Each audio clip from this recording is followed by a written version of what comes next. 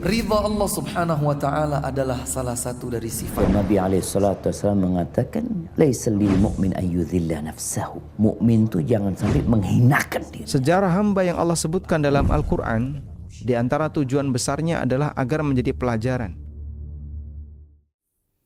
Bismillahirrahmanirrahim. Sauhaikum bi tahiyatil Islam. Assalamualaikum warahmatullahi wabarakatuh. Alhamdulillahirabbil alamin wa bihi nasta'in umurad dunya waddin wa asyhadu an la ilaha illallah wa anna Muhammadan abduhu wa rasuluh sallallahu alaihi wasallam wa ba'du. Kaum muslimin rahimanallahu wa iyyakum. Pada pertemuan yang lalu kita bahas di hadis yang ke-14, yaitu membalas kebaikan orang tua. Membalas kebaikan orang tua minimalnya kaum muslimin disebutkan dalam kisah tersebut, kisahnya Abu Hurairah radhiyallahu anhu. Abu Hurairah radhiyallahu anhu mempunyai nama sebelum Islam. Di antaranya disebutkan para a'immatul hadis, namanya dulu adalah Abdus Syams. Ada yang mengatakan dahulu nama Abu Hurairah radhiyallahu anhu adalah Abi Abdu Amr.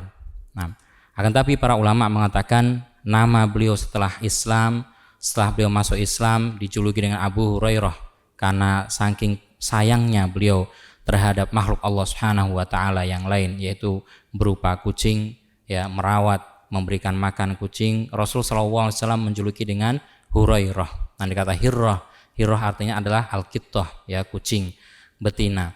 Hurairah bentuk ismu tasghir, ya, mengecilkan, seperti kata kitabun dikecilkan dalam bahasa Arab menjadi kutaib. Sebuah kitab yang kecil. Abu Hurairah radhiyallahu anhu.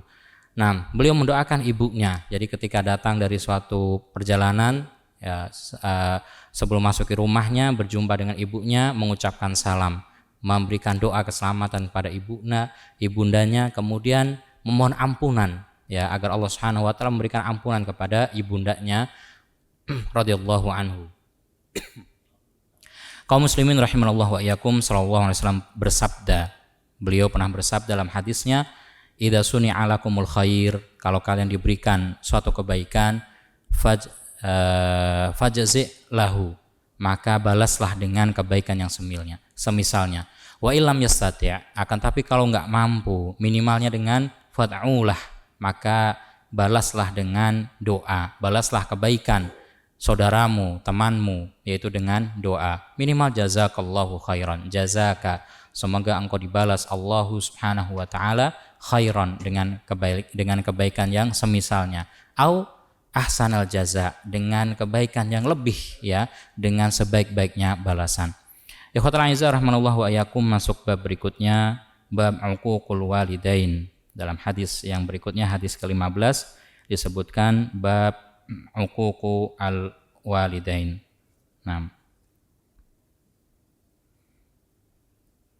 Bab uquq al walidain. Pada hadis yang lalu kita sebutkan kata akun, ya, kata akun itu artinya adalah hafratun, ya, seperti adanya kubangan. Uququl walidain. Disebut uququl walidain karena ada yang kurang di sana. Harusnya disempurnakan dengan birrul walidain, berbakti kepada orang tua. Maka di sana ada lawannya, yaitu uquq dari kata akun. Uququl walidain, ya, bab larangan durhaka kepada kedua orang tua kita. Disebutkan dalam hadis yang ke-15, hadatsana Musaddad. Hadatsana Musaddad. Dikatakan dalam suatu literasi, dalam kitab Fatlullahis Samad ala syarah kitab Adabul Mufrad, katanya, Bishr bin Musaddad disebutkan keutamaan oleh para ulama. Namanya adalah Bishr ibni al-Fadl ibni Lahiq Abu Ismail al-Abid. Merupakan ahadul hufadul a'lam, merupakan imam yang mulia, merupakan imam yang utama, mempunyai hafalan yang lebih. Jadi dobat, kata ulama ahli usul atau ahli mustalah hadis, ad-dobat ada dua macam, ya, kekuatan dalam hadis ada dua macam. Ada dobtus sodri, kekuatan di dalam dadanya, berarti ingatannya. Kemudian ada dobtul kitabah, kekuatan dalam penulisan. Beliau dikatakan ahadul huffadul a'lam, merupakan seorang yang menjaga ilmunya, menjaga hadisnya, rahimahullahu ta'ala. Ilaihi al-muntaha fi at-tathbit bil Basrah. Beliau ini ya merupakan ulama yang utama di daerah Basrah, daerah Irak pada masanya. Irak, Basrah ya merupakan gudangnya para ulama pada masanya. Kana yusolli kulla yaumin arba'ata mi'atin raq'atan. Nah, au raq'atin. Beliau ini dikenal mempunyai suatu amalan yang luar biasa. Ya, amalannya melebihi dari amalan-amalan hamba-hamba Allah yang lain, dari manusia yang lain.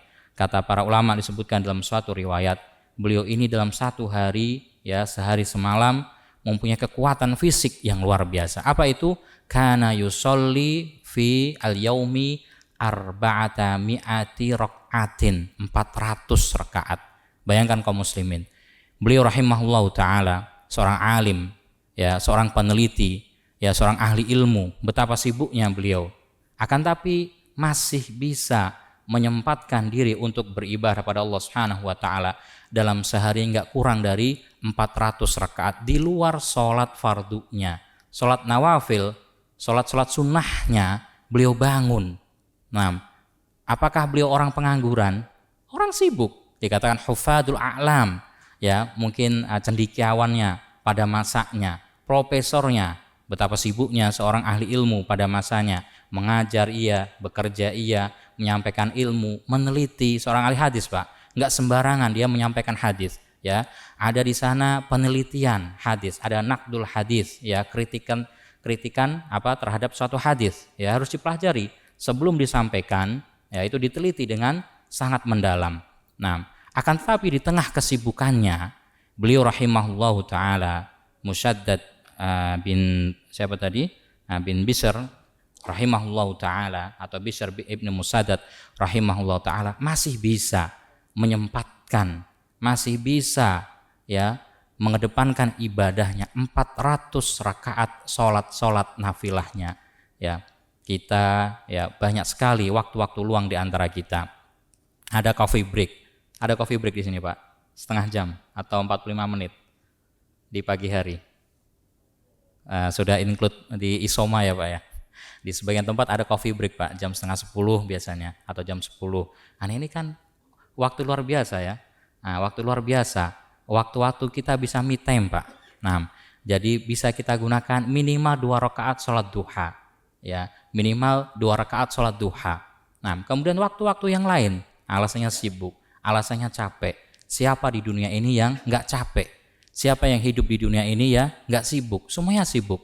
Nah, beliau ya memberikan contoh kepada kita semangat dalam beribadah, ya tidak ajez, ya tidak lemah dalam beribadah, walaupun kita tidak dituntut harus menyamai kekuatan beliau 400 rakaat dalam satu hari satu malamnya di luar sholat yang wajib.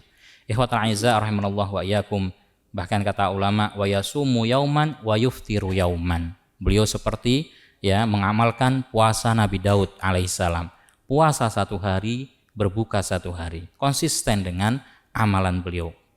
Maka Allah Subhanahu wa taala ya dengan atas izin Allah Subhanahu wa taala diangkat derajat beliau rahimahullahu taala. Nah, dikatakan sahibu as-sunnah. Nah, beliau ini adalah orang yang menjaga sunnah, baik menjaga hadis maupun menjaga sunnah-sunnah Nabi sallallahu alaihi wasallam. Nah, hadatsana Musaddad, yakni Bishr ibni Musaddad rahimahullahu taala, ibni Fadl. Qala, dikatakan, nah, hadatsana Al-Jarir. Nah, hadatsana Al-Jarir, dikabarkan kepada kami Al-Jarir. Al-Jarir yang dimaksud ikhwatul aizza rahimallahu wa iyyakum adalah Sa'id ibni Iyas. Nah, merupakan imam mustiqah fil hadis, imam yang mempunyai rate tinggi dalam ilmu hadis. Nah, kemudian ikhwatul aizza rahimallahu wa iyyakum, an Abdurrahman ibni Abi Bakrah, diriwayatkan dari Abdurrahman bin Abi Bakrah an abihi, dari ayahnya. Ini juga luar biasa. Anaknya seorang ahli ilmu, anaknya seorang ahli hadis, ternyata lahir dari seorang ahli hadis pula. Nah, apakah pasti menentukan? Belum pasti. Nah, kita lihat di sana ada orang yang soleh, ayahnya soleh, akan tapi ya anaknya toleh berkebalikannya. Ada seorang nabi bahkan, ya, akan tapi anaknya toleh. Ada pula yang sebaliknya, anaknya toleh, orang tuanya soleh. Banyak contohnya. Maka di sini kaum muslimin memberikan motivasi bagi kita semuanya untuk senantiasa terus beramal soleh, karena takdir hanya Allah yang maha mengetahuinya. Kullukum muyassarun lima khuliqalah. Betul, kita semua sudah ditetapkan takdirnya oleh Allah Subhanahu wa taala. Akan tapi kewajiban kita untuk terus ya berusaha, karena setiap kita nggak tahu akan takdirnya, baik buruknya, kapan ditetapkannya, nggak ada yang tahu. Maka kewajiban kita untuk senantiasa terus beramal soleh. Yang kedua, menjadi hiburan bagi kita. Nah, kadang-kadang kita merasa bahwasanya ya kita adalah orang yang paling terdolimi di dunia ini, adalah orang yang paling tersakiti di dunia ini, adalah orang yang paling berat cobaan, ujiannya, musibahnya dan seterusnya. Ternyata di sana ada yang lebih jauh dari kita. Para anbiya wal mursalin ya dicontohkan tadi. Misalkan anaknya toleh, orang tuanya soleh. Nabi Nuh alaihissalam misalkan. Nah, suaminya soleh, istrinya toleh misalkan. Ya, keluarga Nabi Lut alaihissalam.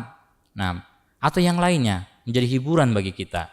Ternyata di sana ada yang ujiannya lebih berat dari kita ini.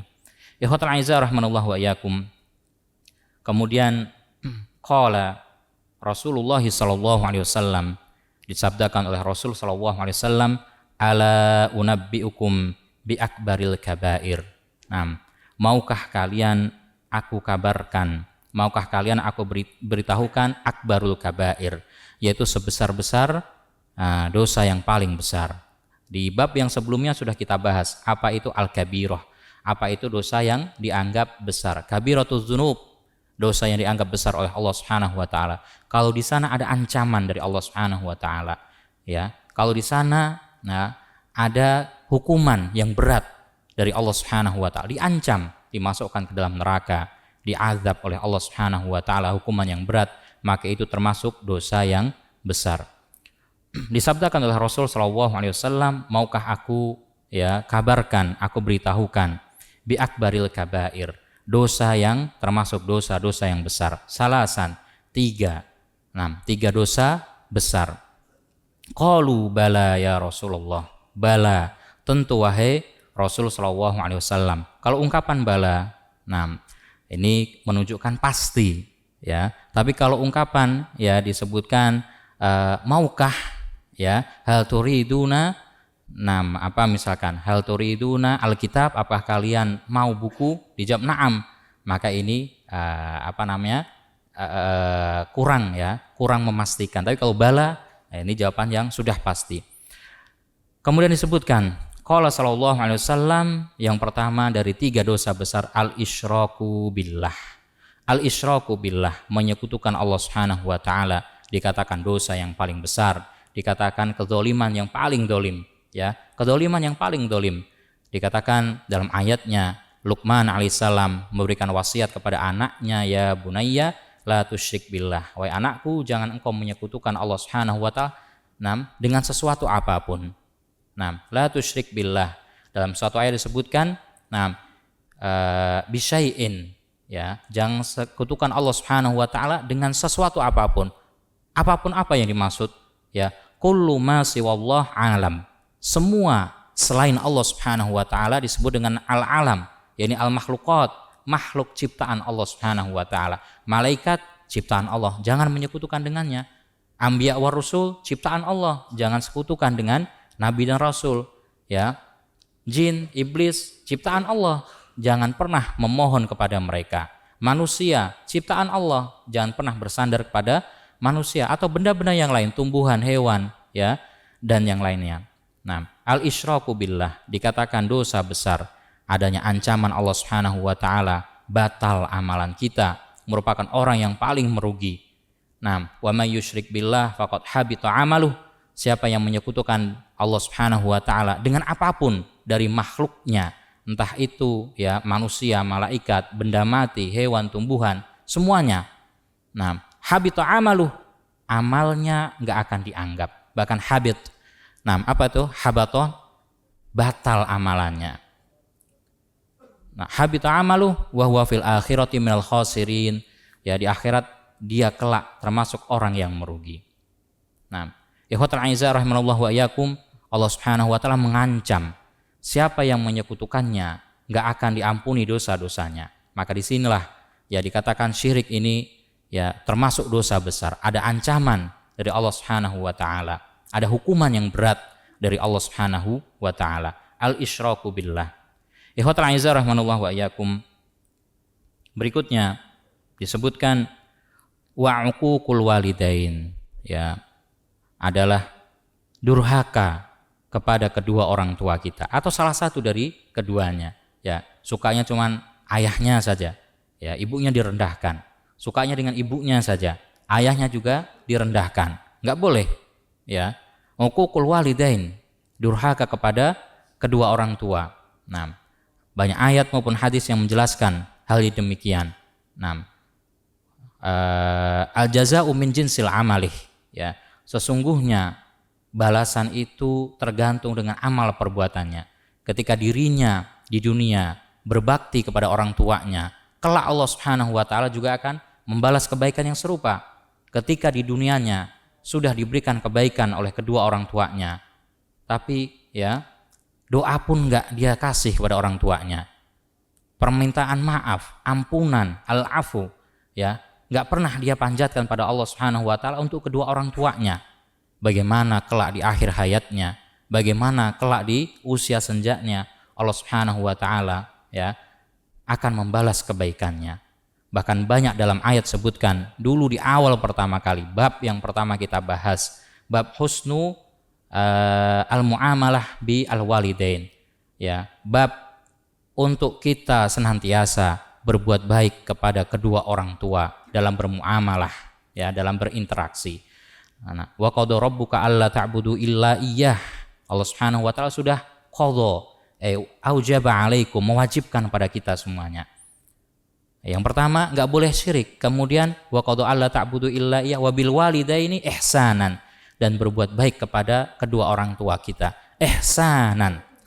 Nah, an-nakirah fi siyaqi al-amr, nakirah kalau dalam bentuk kata ulama ahli usul, nakirah ihsanan, ya kalau disebutkan dalam bentuk amr atau nahi, ta'umma kulla syai', maka sifatnya umum, syai'an ihsanan, ya berbuatlah baik kepada kedua orang tua kalian semuanya. Ihsanan apapun itu, entah ucapan, ya entah perkataan, memberi hadiah, ya ngajak jalan misalkan, kadang hal sepele tapi membuat orang tua kita bahagia, gembira, mengunjunginya misalkan, ya sebisa kita misalkan, ya ngunjungi kalau dekat misalkan akhir pekan dikunjungi, minimal sebulan sekali kita kunjungi, ya kadang cuma diajak kemana, ke taman, ya dekat komplek dengan cucunya, membuat mereka bahagia, ya kadang nggak perlu hal yang muluk-muluk, ya merasa diperhatikan oleh anak-anaknya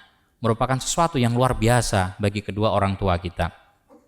Nah, uququl walidain, dilarangan dalam Islam, ya untuk durhaka kepada kedua orang tua kita. Nah, kemudian ikhwatul aizah rahimanallahu wa iyyakum, berikutnya wajalasa kana muttaki'an. Nah, ini menjadi pertanyaan besar. Wajalasa, dan duduk, wa kana muttaki'an, dalam keadaan apa? Muttaki'an sebagai hal. Duduk dalam keadaan apa? Ittika. Apa ittika? Bersandar. Gimana maksudnya? Nyandar ke tembok? Bukan, ya. Tapi apa? Nyandar dengan satu tangannya, ya. Nyandar dengan satu tangannya. Disebutkan dalam hadis, ya, bahwasanya ini adalah larangan. Kenapa? Karena bentuk duduk yang seperti ini, ya, bentuk duduknya ahli neraka. Nah, lalu bagaimana solusinya? Dengan kedua tangannya. Ternyata kaum muslimin, ya, yang dimaksud hadisnya bukan demikian. Maka disebut di situ wa qaulaz zur, dan perkataan yang dusta. Apa hubungannya? Ya, hubungannya adalah ketika, ya, ini berkaitan dengan semacam Israiliyat itu, Pak. Apa Israiliyat? Ya, cerita-cerita khurafat. Jadi kalau sudah duduk ya nyender, ngumpul, cerita kemana-mana, ngalur ngidul. Yang diceritakan apa? Ya kadang benar, banyak yang bohongnya. Qaulaz zur. Az-zur yakni al-kadzib, perkataan dusta. Nah, itu maksudnya.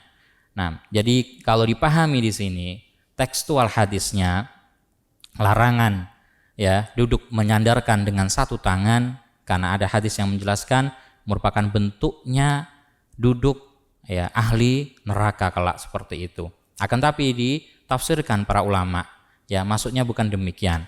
Ketika kita sudah kongko-kongko duduk, kemudian apa? Qaulaz zur, mengatakan perkataan yang bohong, menyebarkan berita dusta, merugikan orang lain, mendolimi orang lain. Ini yang dilarang. Ya, ini yang dilarang. Jadi bukan hanya macam bentuk duduknya, tapi lebih ke esensinya. Ini hubungannya kata ulama, disebutkan dalam kitab ini Fathullahis Samad, dalam kitab Syarah Adabul Mufrad. Jadi yang dimaksud ya bukan hanya larangan bentuk duduknya, tapi apa yang dia bicarakan. Qaulaz zur, termasuk dosa yang besar. Nah, wa mazala yakraha hatta qultu laitahu sakat. Nah, kemudian terus ya masih menjelaskan Rasul sallallahu alaihi wasallam perkara tersebut sampai ya sang perawi mengatakan laitahu sakat, seandainya beliau sallallahu alaihi wasallam menyudahi ya. Tetapi bicara dalam hatinya, Pak, ya, bicara dalam hatinya, enggak berani. Kenapa? Kata para ulama disebutkan termasuk adab kepada Rasul sallallahu alaihi wasallam ya, termasuk adab kepada atasan kita, termasuk adab kepada guru kita. Kalau masih dijelaskan, dengarkan dulu. Ya, kadang seperti itu. Kenapa ada kejadian nggak terduga, human error misalkan? Karena ketika dijelaskan seniornya, dijelaskan pakarnya, dijelaskan ahlinya, nggak mau mendengarkan dulu. Ya, itu adalah letak kesalahannya. Ya, sudah diulang misalkan, ulama menjelaskan atau gurunya menjelaskan, ya, misalkan baca Al-Qur'an misalkan, alhamdulillah baca alhamdu. Nah, mirip tapi beda, artinya beda jauh pula. Nah, dikatakan alhamdulillah ya letaknya di tenggorokan bagian tengah, ya. Sedangkan alhamdulillah itu letaknya di tenggorokan bagian bawah. Ya, belum selesai menjelaskan, ya, dia sudah praktekkan, salah terus, akhirnya mengulang seperti itu. Ya, besok lagi nggak mau datang, saya disalahkan terus, ya. Padahal kitanya ya baper duluan, ya, kitanya yang nggak mau menerima kebenaran, merasa sudah paling benar. Nah, dikatakan kata Rasulullah SAW bahwasanya al-kibru batarul haqqi wa ghamtun nas. Kibr, ya, kesombongan itu apa? Batarul haq, menolak kebenaran, merasa dirinya ya sudah paling benar. Wa ghamtun nas, dan merendahkan orang lain. Saya sudah lama, ya, saya lebih jago dari kamu, saya lebih banyak pengetahuan dari kamu. Mungkin ada ilmu-ilmu baru yang belum kita ketahui. Mungkin ada ya maklumat-maklumat baru yang belum kita pahami selama ini. Hakada ya ikhwah, disebutkan oleh Rasulullah SAW adalah uququl walidain, ya, durhaka kepada kedua orang tua kita merupakan kategori dosa besar. Disebutkan di dalam ayatnya tadi, bahkan muqaranah, disandingkan langsung. Perkara pertama yang diwajibkan kepada kita at-tauhid, mengesahkan Allah Subhanahu wa taala, disandingkan dengan sesuatu yang mulia. Ya, Allah Subhanahu wa taala kalau menyandingkan sesuatu ya dengan sesuatu yang besar, maka itu dianggap ya perkara yang besar pula. Misalkan di dalam surat Al-Qadr misalkan, inna anzalnahu fi lailatul qadr misalkan. Disandingkan, atau misalkan Al-Fajr wal fajri. Disandingkan di sana Al-Fajr waktu. Wal fajri walayalin asyr. Waktu fajar Allah merupakan makhluk dari makhluk-makhluk Allah Subhanahu wa taala, sesuatu yang besar. Kemudian setelahnya apa? Walayalin asyr, demi 10 hari. 10 hari yang dimaksud Allah Subhanahu wa taala kata mufassirun, kata para ulama ahli tafsir, yaitu 10 hari terakhir di bulan Ramadan. ya, untuk mencari Lailatul Qadar. Yang kedua, 10 hari yang dimaksud 10 hari pada awal bulan Dzulhijjah. Nah, maka kita diminta untuk sungguh-sungguh beribadah pada hari-hari tersebut. Maka ketika Allah Subhanahu wa taala, kata Syekh Muhammad Ibn Shalih Al-Utsaimin rahimahullahu taala dalam kitab Ushul fi Tafsir, ya, ketika Allah Subhanahu wa taala menyandingkan suatu perkara dengan namanya, dengan salah satu nama makhluknya ketika bersumpah, maka itu adalah perkara yang agung. Al-Azim yuksamu bil azim. Al-Azim, Allah Subhanahu wa taala, yuksamu, bersumpah, bil azim, dengan sesuatu yang diagungkan. Barakallahu fikum ya ikhwah. Nah, kita cukupkan. Mungkin ada yang mau didiskusikan? Taib. Kalau tidak ada, kita cukupkan dengan 6. Tafadhol Pak Yos.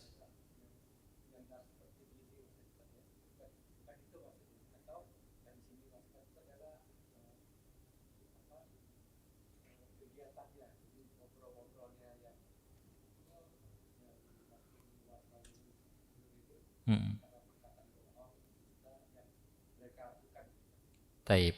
Jadi memang ada dua penafsiran, Pak. Tadi pertama adalah bentuknya, bentuk duduknya. Menyender seperti apa? Ternyata ini juga banyak tafsiran dari beberapa hadis. Nah, hadis-hadis yang lain menjelaskan. Yattaqi etika, menyender di sini menyenderkan dengan satu tangan gitu, Pak. Nah, ini katanya merupakan bentuk duduknya ahli neraka. Nah, kemudian solusinya kata ulama, ya sudah kalau begitu disenderkan kedua tangannya. Itu yang pertama. Kemudian tambahan saya lupa, bentuk itika yang kedua, yang menyandarkan tangannya, maksudnya adalah seperti jadi duduk santai kayak rebahan itu, Pak.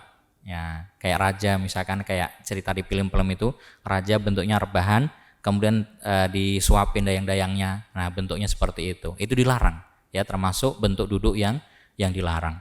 Nah, kemudian itika maksudnya tadi dilanjut dengan qauluz zur. Ya, dia duduk di situ, kongko-kongko, kemudian qauluz zur, ya, berkata dengan perkataan dusta. Nah, itu kata ulama salah satu yang dipilih oleh penulis Fathullah Somad dalam kitab Syarah Adabul Mufrad. Beliau mengatakan sebenarnya yang dilarang bukan hanya bentuk duduknya, tapi lebih esensi pembicaraannya tadi, qauluz zur, ya, perkataan dusta yang mereka ungkapkan di sana. Karena dengan perkataan dusta, ya, berarti dia telah merugikan orang lain, ya. Dengan perkataan dusta dia telah mendolimi orang lain. Nah, maka kata ulama, sebenarnya itu pembahasan yang akan datang. Perkataan dusta, ya, atau perbuatan dusta, ya, al-kadzib, itu dibagi menjadi 4 macam. Yang pertama, al-kadzibu 'ala Allah, berdusta atas nama Allah Subhanahu wa taala, berdusta tentang Allah Subhanahu wa taala, ya, mengatakan bahwasanya saya semalam melihat Allah Subhanahu wa taala, misalkan saya semalam diperlihatkan neraka dan seterusnya, saya semalam dijalankan ke Mekah misalkan, dusta atas nama Allah Subhanahu wa taala. Nah, atau sering, ya, kedustaan apa? Dalam konteks konven itu apa? Dustanya para pedagang misalkan. Wallahi, demi Allah, saya kulakannya ini 50.000, ya, ternyata cuma 20.000 misalkan. Nah, ini ya, perdagangan yang tidak diridhoi Allah Subhanahu wa taala. Yang kedua, al-kadzibu 'ala Nabi sallallahu alaihi wasallam, dusta kepada Nabi sallallahu alaihi wasallam atau atas Nabi sallallahu alaihi wasallam. Dalam hadis sebutkan, man kadzdzaba 'alayya falyatabawwa maq'adahu minan nar. Ya, siapa yang berdusta atas namaku, siapa yang berdusta atau mendustai ajaranku, ya, maka ambillah tempat duduknya kelak di neraka. Karena bahaya berdusta atas nama Allah. Ya, katanya ini adalah perintah Allah, katanya ini adalah ayat Allah, ternyata bukan.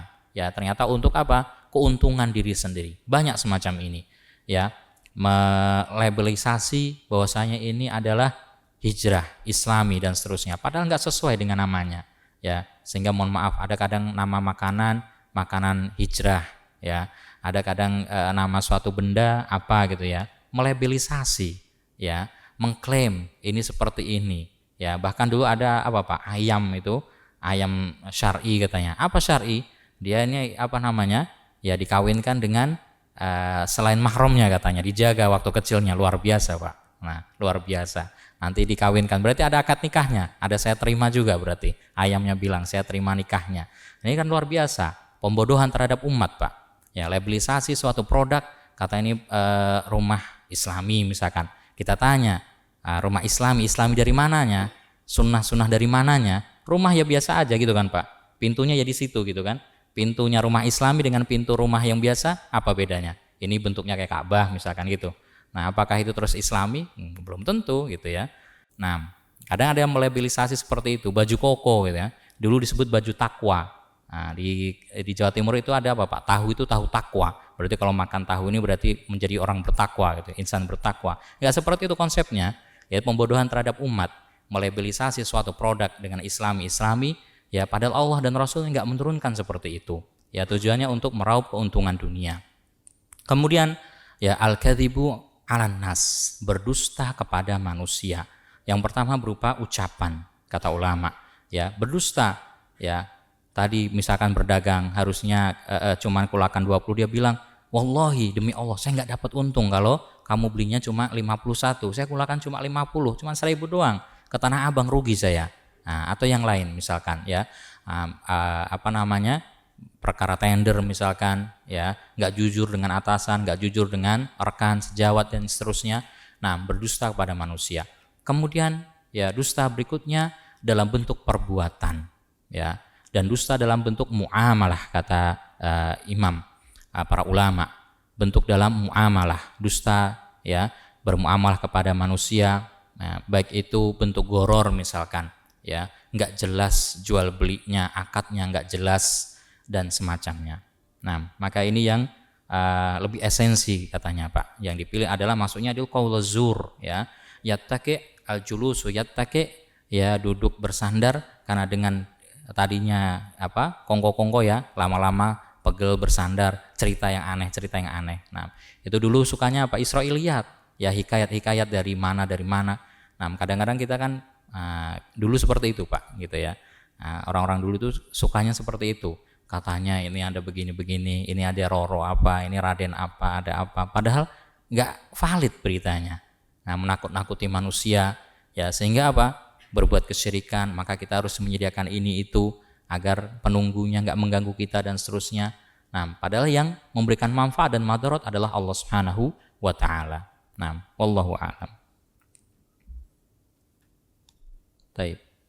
Cukup? Nah, kita akhiri dengan doa kafarah. Subhanakallahumma wa bihamdik, asyhadu an la ilaha illa anta, astaghfiruka wa atubu ilaik. Syukran ala husni ihtimamikum. Assalamualaikum warahmatullahi wabarakatuh. Barakallahu fiikum.